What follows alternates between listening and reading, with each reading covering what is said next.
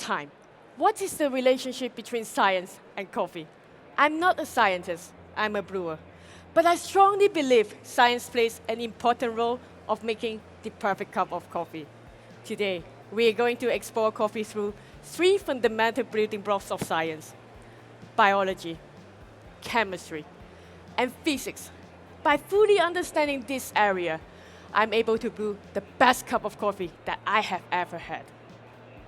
This all starts with biology. From the farm, the coffee that I chose for you today comes from Wilton beneath us, growing amazing coffee in Cauca, Colombia.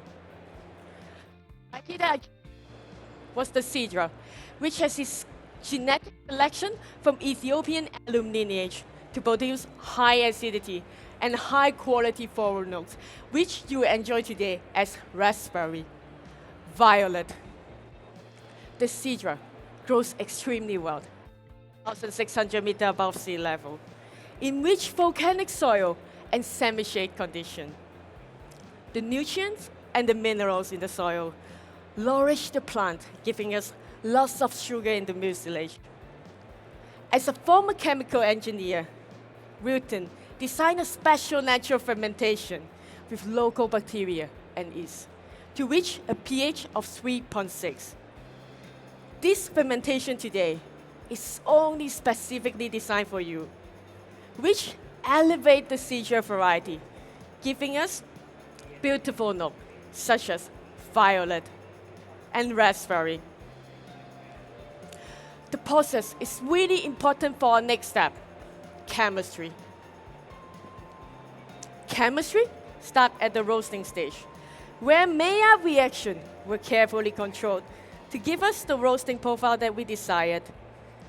I roasted this coffee 10 days ago using higher halogen energy on the stronghold roaster. This modern roasting approach boosts evenness, giving us high clarity in the cup. With an end temperature of 204 degrees, all coffee are sufficiently developed, giving us the perfect balance between acidity and sweetness. As we all know, the chemical composition of water can affect the coffee extraction as well as its flavor. I specifically designed my water with 50% of calcium and 50% of magnesium to reach a ppm of 120. This can give us the malic acidity and a juicy mouthfeel. Let's move on to physics, which you can understand through my brewing today. I grind coffee to 600 micron using my ET Peso Tap P6 grinder. With a special bird geometry, which minimizes fines, giving us the most even extraction of this Sidra.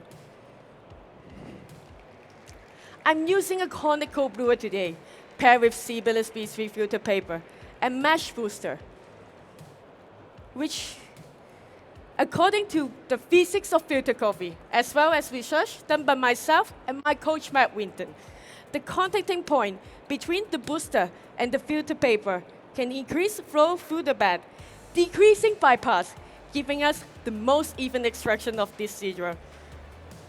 That perfect right foot sweetness. To get the best out of this coffee, I'm using a recipe of 19 grams of coffee with a total amount of 300 milliliter water. This brings out that beautiful right foot sweetness. I'm using variable water temperature based on the concept of heat exchange. 93 degrees for the first 3 pours to increase acidity, reduce bitterness. 89 degrees, 90 degrees for the last 2 pours to reduce bitterness and give us that smooth mouthfeel. I define the brewing across 5 pours, where each pour allows for agitation to increase extraction, giving us that beautiful raspberry in the cup. According to research from the Zurich Coffee Excellence Center, using the cheating compound only over the first two pours can capture and maximize volatile organic compounds in my brew. Which you will perceive today in the cup, please mark it down for me. Raspberry, violet, and a hint of pineapple.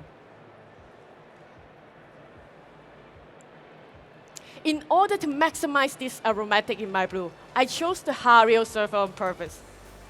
The angular design and headspace trap volatile compounds and direct them towards your nose. Now, please swirl 3 times and open up the aroma.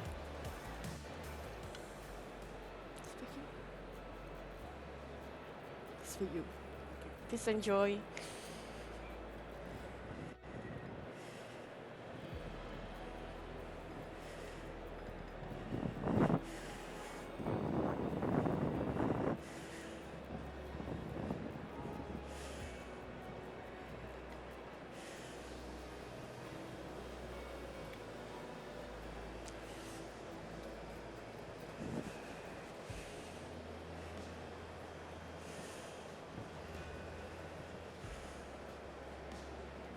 Are we ready to move on? Now, there's something that we haven't touched on yet, which you just had the first chance to experience this firsthand. The bridge between coffee and human experience. Let's walk through the tasting note together while we are waiting for 3.5 minutes for the coffee to cool down to the best drinking temperature, 64 degrees. Please mark it down for me. In favor, from hot to cold.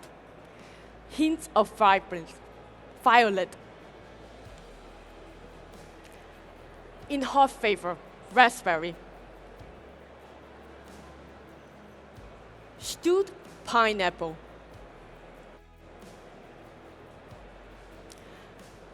Hint of licorice.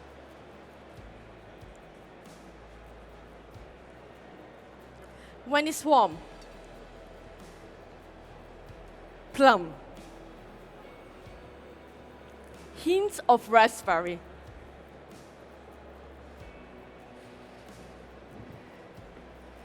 When it's cold, peach.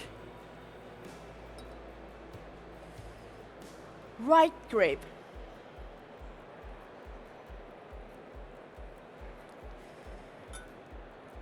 In hot aftertaste, stir strawberry.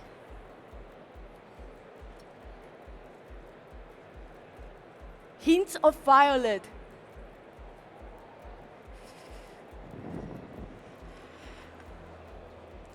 When it's warm, dried apricot.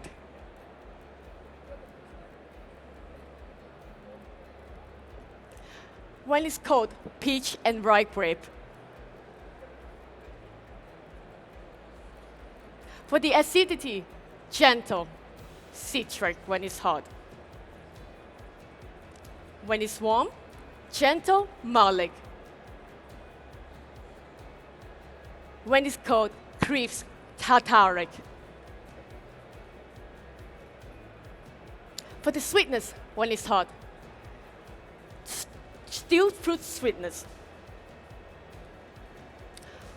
Warm and cold, ripe fruit sweetness. For the mouthfeel, smooth when it's hot. Juicy when it's warm and cold. Now, research from Dr. Fabiana Carvalho tell us that the cup that we're drinking from is really important for multisensory perception. The shape and the color of the cup increase perception of sweetness. The weight of the cup increase perception of mouthfeel and balance. Today, during the hot stage, please enjoy the coffee from the thinner rim, marked with 1 line. This can enhance the bright acidity. During the warm and cold stage, please spin it around and enjoy it from the thicker rim, marked with 2 lines. This can enhance sweetness. We are finally at my favorite point of the journey, where science and brewing comes to an end. As I said, I'm not a scientist, I'm a brewer. But thanks for this amazing scientist did the work, I'm able to brew the best cup of coffee that I have ever had. It's time for you to enjoy. Time.